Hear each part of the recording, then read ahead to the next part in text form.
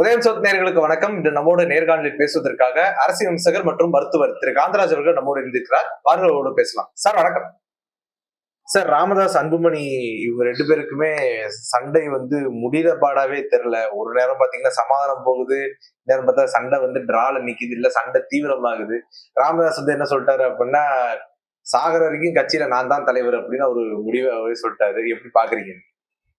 ஒரு கட்சின்னாக்கா அதுக்கு பொதுக்குழு செயற்குழு எல்லாம் ஒண்ணுமே இருக்காது.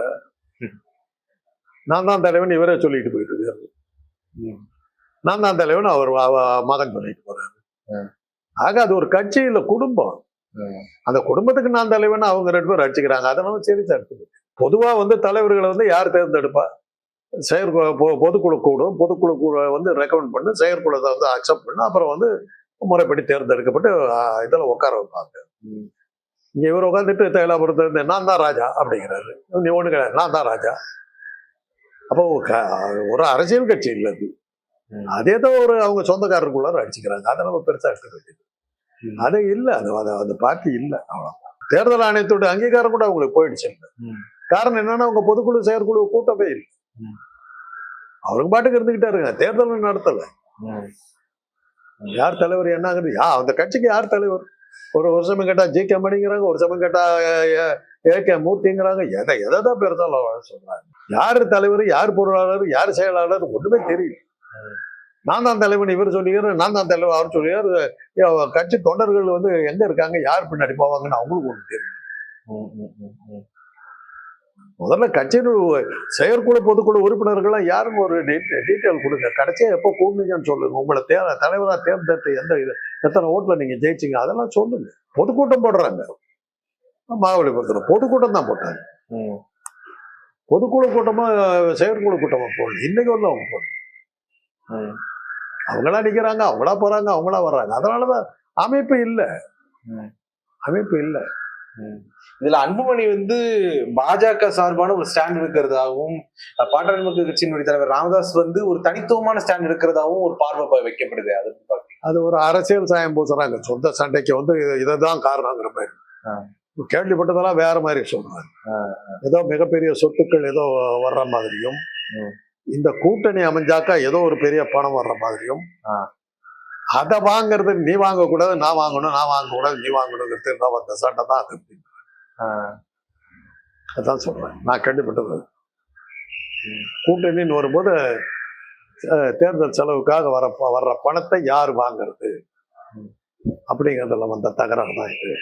ஆனா அன்புமணி ராமதாஸும் சரி, அவருடைய ஆதரவாளர்களும் சரி, ராமதாஸ் அவர்களை ஐயா நீங்க ஓய்வு எடுத்துக்கோங்க, இதோட நிப்பாட்டிக்கோங்க, இனிமே கட்சி நாங்க பாத்துக்கிறோம் அப்படின்ற மாதிரி அவருடைய ஆதரவாளர்களே பேச ஆரம்பிச்சாங்க அப்படின்னு மாதிரி சொல்றாரு. எந்த தலைவனும் பதவி விட்டு இறங்க மாட்டாங்க. இப்ப கலைஞர் இறங்கினாரா? நினைவு தப்புறவர்களும் அவர் தான் இருந்துகிட்டு இருந்தார். அதே மாதிரிதான் நேரு இறங்கலையே. யாருமே பதவிகள்ல போய் உக்காந்துட்டா யாருமே இறங்க மாட்டாங்க. அது மாவனும் கொடுக்க மாட்டாங்க. நான் தான் இருப்பேன் அப்படின்னு தான் இருப்பேன். ஆனா அது போனாக்க பையனை நம்பிட்டு வெளிப்பட எல்லாம். அதனால அவர் கொடுக்க மாட்டேங்கிறது ரைட்டு. நீங்க செயற்குழு பொதுக்குழு கூட்டி அவரை ரிமூவ் பண்ணுங்க. என்னத்துக்கு நீங்க இறங்குங்கன்னு சொல்லி ஏன் சொல்றீங்க? ரொம்ப சுலபமா பண்ணலாம். உங்களுக்கு ஆதரவு இருக்குதுன்னா செயற்குழு கூட்டுங்க, பொதுக்குழு கூட்டுங்க. ஏகமனதாக தீர்மானித்து அன்புமணி தலைவராக்கப்பட்டார்னா ஆட்டோமேட்டிக்கா ராமதாஸ் போயிட்டாரு. இதுக்கு என்னத்துக்கு பேப்பர்காரர்கிட்ட மீடியா கிட்ட பேசிக்கிட்டு இருக்கீங்க? அதைத்தானே அவர் மீடியா கிட்ட சொல்றாரு. என்கிட்ட இருந்தாருன்னா நானே முடிசூட்டி கொடுத்துருப்பேனே அன்புமணிக்காக அப்படின்னு அவர் சொல்றாரு. அதுதான் மறுபடியும். ஆக இவர் தான் முடிச்சு விட்டுறாரு. பொதுக்குழு இல்ல. இவர் யார வேணாலும் முடிச்சு விட்டுவார், இவர் யார வேணாலும் இறக்கி விட்டுருவார். என்ன வீட்டு வேலைக்காரர் சமையல்காரரு 10 தேய்க்கிறவங்களை போடுறீங்களா? உங்க கட்சி அப்படித்தான் போகுதா?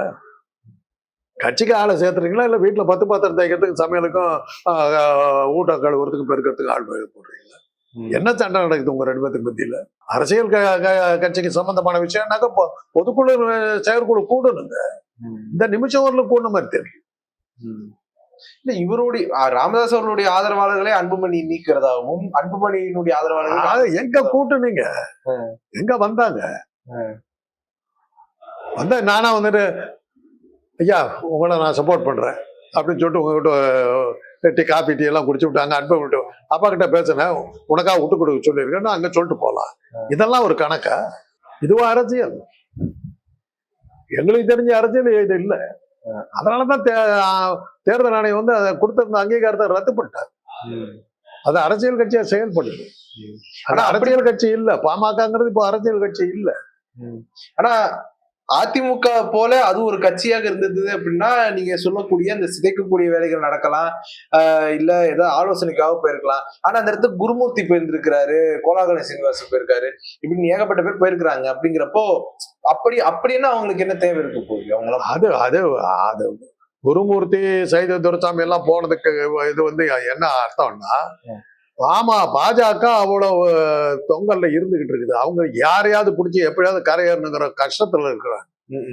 வந்திருப்பா என்கிட்ட வந்திருப்பா அப்படின்னு சொல்லிட்டு அது குருமூர்த்தி அனுப்புறாரு அமித்ஷா. குருமூர்த்தி யாருன்னா அமித்ஷா அவனுடைய ஆடிட்டர். அதை வச்சுக்கிட்டு தான் அவர் தன்னை ஒரு அரசியல் தலைவராக காட்டிடுறாரு. அவர் எப்படி ஆடிட்டர் ஆனாருனாக்கா ஷோ மூலமா அவர் ஆடிட்டர் ஆனார். ரஜினிகாந்துக்கு அவர் ஆடிட்டரா இருந்தார். அதை வச்சுட்டு தான் ரஜினிகாந்த் நான் சொன்னதெல்லாம் கேட்பாருக்கா சொன்னாரு. ஆடிட்டிங் பக்கத்துல ஒரு வேலையை வச்சு கண்டு போயிட்டார் ரஜினி. அதோட ரஜினி பக்கம் வீட்டு பக்கம் கூட அவர் போறது. இப்ப இங்க அமித்ஷா சொல்லியிருக்காரு அந்த நாட்டை போய் பேசிட்டு வா அப்படின்னு இருக்காரு. அங்க இருந்து ஆர்டர் வரும், அதை அப்படியே இம்ப்ளிமெண்ட் பண்ணிடுறாரு. அதுவும் பார்த்து பேசியிருக்காரு. சரி, அவரு அமித்ஷா அவருடைய ஆடிட்டருங்கிறதால அவருக்கு ஒரு மரியாதை. ஆனா அது பாமகக்குள்ள அவர் கொண்டு போகணுங்கிறது என்ன? ஒருத்தர் வராம இருக்காங்க, கூட்டணிக்கு யாருமே வர மாட்டாங்க. பழனிசாமியை கூப்பிட்டாங்க, பழனிசாமி ஒரு மாதிரி பேசிவிட்டு மறுநாள் சொல்றாரு கூட்டணி ஆட்சியெல்லாம் கிடையாது, உனக்கு வேணா 2 சீட்டு வாங்கி கேட்டு போயிட்டாரு. அவர் ஒண்ணு கூப்பிட்டா வரமாட்டேங்கிறாரு. விஜய் பத்தி இன்னைக்கு ஒரு தகவல் தெரியல. அவங்க என்னென்னவோ பண்ணி பாக்குறாங்க. உனக்கு சினிமா உலகில் போட்டியாக இருந்த அஜித்துக்கு பத்மபூஷன் கொடுக்குற பாக்குறியா அப்படின்னு பத்மபூஷன் கொடுத்தா ஜாக்கிரதை அப்படின்னு கொடுத்துக்கோ அப்படின்ட்டு. அப்புறம் வந்து நீ எங்க போற எங்க வர்றங்கிறதெல்லாம் நான் பார்க்க போறேன், என்ன பண்ணுவேன் அப்படின்னு ஒய் பாதுகாப்பு சுத்தி போலீஸ் போட்டாச்சு. இவர் எங்க போனாலும் அவங்க பின்னாடி போவாங்க, கண்டுபிடிச்சிருவாங்க. அதுக்கு அவர் ஒன்றும் மச்சையில். எவ்வளவுக்கும் காரணம் உங்ககிட்ட காசு கொடுத்து போய் கிடக்குறது தானே. அமலாக்கத்துறை ஆளையே உனக்கு போடுறேன்னு சொல்லிட்டு அந்த யாரோ ஒரு அருண்குமாரோ யாரோ போட்டு விட்டார். எங்க பணம் வச்சிருக்காரு எல்லாங்கிறத அவர் பார்த்து அவங்க தகவல் சொன்னாக்கா அமலாக்கத்துறை வரும். ஆக விஜய் வந்து சூழ்நிலை கைதியா வச்சுக்கிட்டு இருக்காங்க, ஹவுஸ் அரெஸ்ட்ல வச்சுக்கிட்டு இருக்காங்க. அந்த மாதிரி இருக்குது. யாருமே கூட்டணிக்கு வர மாட்டேங்கிறாங்க. அதிமுக பெருத்தானப்பட வர மாட்டேங்கிறாங்க. தினகரன் ஒரு ஆளை தவிர வர யாரும் புடி கொடுத்து பேச மாட்டேங்கிறாங்க. பாஜக அவ்வளவு மோசமான நிலையில அந்த பரிதாபத்தை இன்னைக்கு நீங்க மதுரையில பாக்குறீங்களா? அவரை பாக்கிறதுக்கு ஈக்காக்கா வரலையே, சீந்திரியா ஒருத்தர் திமுக ஒழிப்பேன் திமுக ஒழிப்பேன் திமுக ஒழிப்பேன் சொல்றாரு. திமுக ஒழிப்பேன் வேற என்ன பேச முடியும்? ஏன்னா திமுக ஒழிச்சாக வேண்டிய கட்டாயத்துல இருக்கிறாங்க. ஏன்னா கவர்னர் பல்ல பிடிக்காச்சு, அமலாக்கத்துறை பல்ல பிடிக்காச்சு, மத கலவரத்தை உண்டாக்கணும்னு சொல்லி வகுப்பு இது பண்ணாங்க, அதை பிடிக்காச்சு. நீதிபதிகள் பல பேர் வந்து இவங்களுக்கு எகேன்ஸ்டா போயிட்டாங்க. நீதிபதிகளும் போயிட்டாங்க, அமலாக்கத்துறையும் போயிடுச்சு. என்ன இருக்குது பாக்கி? அவங்க கிட்ட இருந்து 3 அஸ்திரம், 2 அஸ்திரம் போயிடுச்சு. ஒரே ஒரு பிரம்மாஸ்திரம் இப்ப இருக்கிறது வாக்கியந்திரம் தான். அதை தவிர அவங்க கிட்ட என்ன இருக்கு? இப்ப ஜூன் 22 முருகன் மாநாடு போட்டிருக்காங்கல்ல, இங்க வந்தா முருகனை தாங்க பேசி ஆகணும். இங்க ராமனை பத்தி பேச முடியாது. முருகனுக்கு உனக்கு என்ன சம்பந்தம்? வேதங்களில் சொல்லப்படாத ஒரு கடவுள், தமிழ் கடவுள். திருத்தணியை தாண்டா முருகனுக்கு கோயிலே கிடையாது. அந்த மாநாட்டு நீ ஏன் போடுற? வேதங்களில் சொல்லப்படாத முருகனும் சிவனும் உனக்கு எப்படி கடவுளாக? நீ போட வேண்டியது ராமர் மாநாடு போடணும், ராமாயண மாநாடு போடணும். அதை விட்டா தமிழ்நாட்டுக்கு வந்தாக்கா திராவிட கடவுளா நம்ம முருகனை தான் நீ கூப்பிட்டு ஆகணும். இங்க வந்தா திராவிட மாடல் தான் ஆட முடியாது. இங்க வந்தா ஒப்புணர்ல கட்டி போட்டுற வேண்டியதுதான், ஒண்ணும் பண்ண முடியாது. ஆக அவங்களுடைய முருகன் மாநாடு வந்துட்டு எந்த அளவுக்கு ஒரு இம்பாக்ட் கொடுக்காது. இங்க வந்தா தமிழ் கடவுள்கால தான் உளுந்தாகும். இங்க வந்தா எனக்கு தமிழ் பேச தெரியலன்னு சொல்லித்தான் ஆகணும். வேற எங்க வேணாலும் என்ன வேணாலும் பேசிக்க. எங்க ஊருக்கு வந்தா நீ தமிழ் தெரியலன்னு வருத்தப்படணும். பாமகவினுடைய ராணிப்பேட்டையினுடைய வழக்கறிஞர் ஒருத்தர் வந்து படுகொலை செய்யப்பட்டிருக்காரு. அதை பார்த்துட்டு அன்புமணி என்ன சொல்றாருன்னா, திமுக வந்து சட்ட ஒழுங்கு பாதுகாக்க தவறுது அப்படின்ற மாதிரி சொல்றாரு. அதை எப்படி பாக்குறது? இவங்க ஆட்சிக்கு வந்துட்டாங்க. இவங்க இருந்தாங்களே பாஜக பாமக வந்து பழனிசாமியோட கூட்டணியில் தானே இருக்காங்க.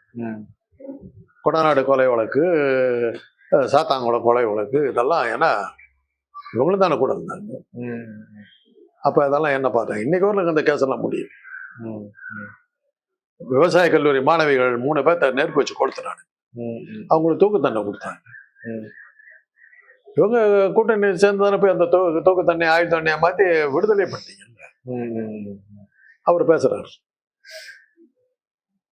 ஆனா இப்ப அவரு அரசியல் இருந்தார். அவரு அப்போ ஒரு மாநிலங்களவை எல்லாம் போயிட்டு தானே வருவாரு. திடீர்னு உள்ள வந்தவர் தான்.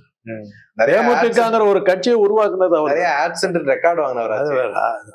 தேமுதிகங்கிற ஒரு கட்சியை ஆரம்பிச்சது அவர் தானே. விஜயகாந்த் அதானே சொன்னாரு, கட்சியிலேயே இல்லாத ஒருத்தன் அரசியலுக்கு வராத ஒரு ஆள் வந்து மந்திரி பதவி ஏத்துக்கிறதா என்ன விளையாடுறீங்களான்னு கேட்டுதானே தேமுதிக ஆரம்பிச்சாங்க.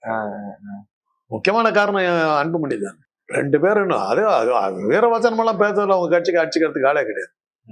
எங்கள் கட்சியில் பயன்படுத்தி என் சொந்தக்காரர்கள் யாருக்காவது பதவி கிடைத்தால் சவுக்கால் அடியுங்கள். சவுக்கு இன்னும் வச்சுக்கிட்டு தான் இருக்கு. இன்னைக்கு அந்த கட்சியே முழுக்க முழுக்க குடும்ப கட்சியா மாறிடுச்சு. பொதுக்குழு இல்ல, செயற்குழு இல்ல, நிர்வாகிகள் இல்ல, ஒருத்தர் இல்ல, அப்ப அவன் பேசிக்கிட்டு இருக்காங்க. வன்னியர்கள் தான் அதை யோசிக்கணும். உங்களை அவங்க எக்ஸ்ப்ளாய்ட் பண்றாங்க. உங்க ஜாதியை பயன்படுத்தி அப்பாவும் அம்மாவனும் எப்படி தன்னுடைய வாழ்க்கையை எப்படி வளமாக்கிக்கிறதுன்னு பார்த்துக்கிட்டு இருக்காங்க. நீங்க தான் அதை யோசிக்கணும். நாங்க வன்னியர்கள் இல்லை, தூரத்துல இருந்து பாக்குறோம் உங்களை இப்படி ஒரு நிலைமையான்னு பார்த்துட்டு.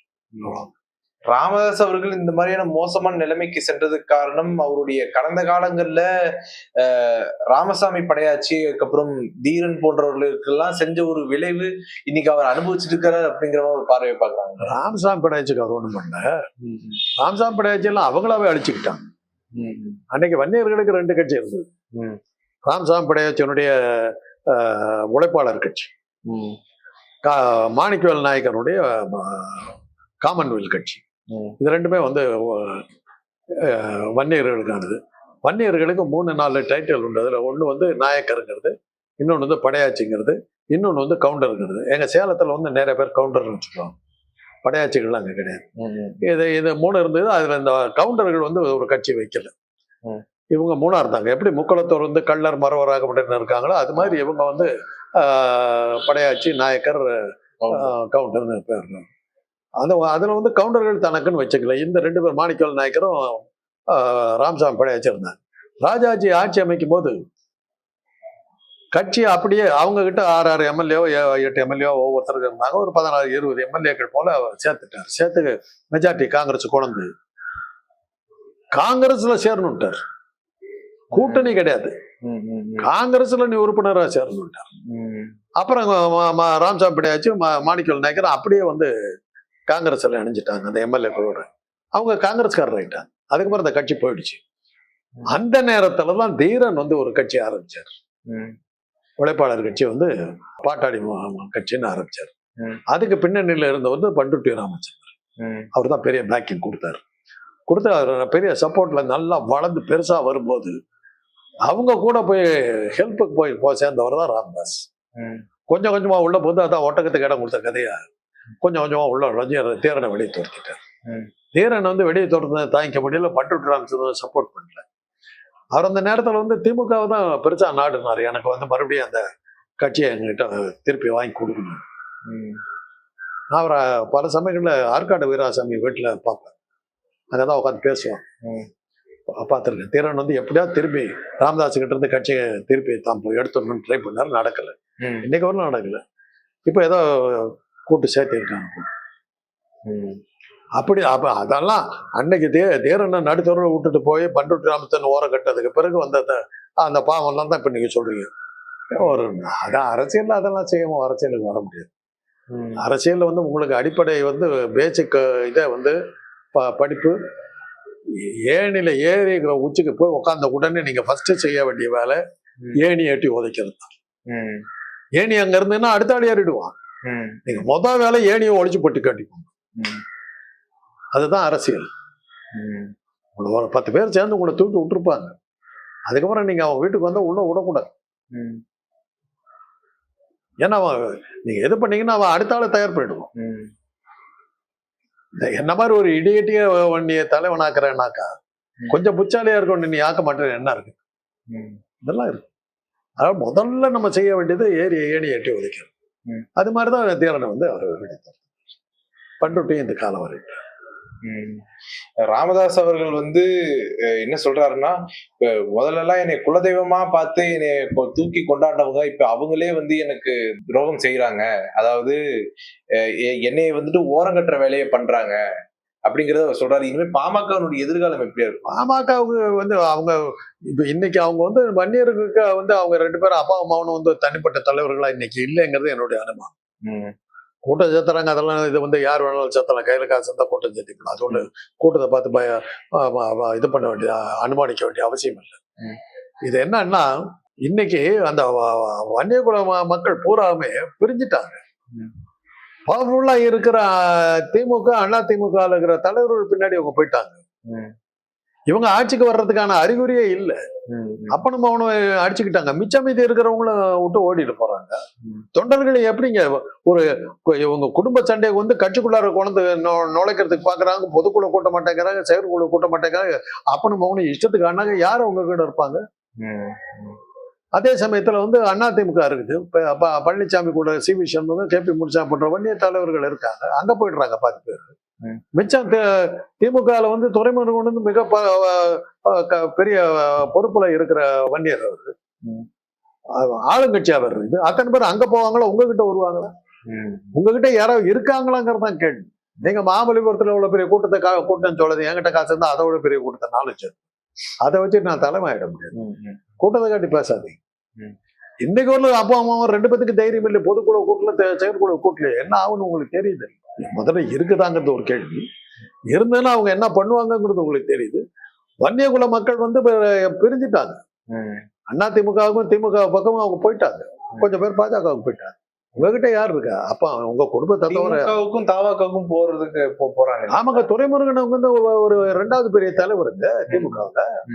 அவர்கிட்ட போனா வேலை நடக்கும்ல, திமுகல வேலை நடக்கும்ல. ஆளுங்கட்சி அவர் இருக்காங்க, அங்க போவாங்க. ஒருவேளை அதிமுக வந்து நாளைக்கு பலமான எதிர்கட்சி வந்து அதை வச்சுட்டு அவங்க சாதிக்க முடியும்ல.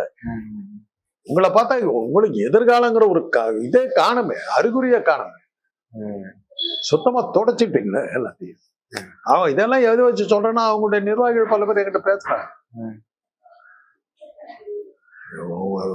அவங்க என்ன சொல்றாங்க, எங்க போறதுன்னே தெரியல, விட்டு போயிடலாமான்னு பாக்குறேன். இதுதான் அவங்க சொல்றது.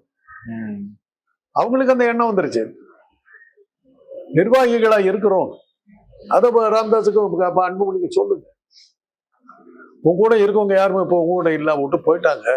நீயும் அப்பா அம்மாவும் தனியா தான் இருக்கிறீங்க. அதான் நீங்க மீடியாக்கள்லாம் புண்ணியம் கட்டிக்கிறீங்க, அவங்கள ஒரு கட்சியா கட்டி. அவங்களுக்கு யார் இருக்கு? உங்களுடைய நேரத்தை ஒதுக்கி எங்களோட கருத்துக்களை பந்தமைக்கு நன்றி சார்.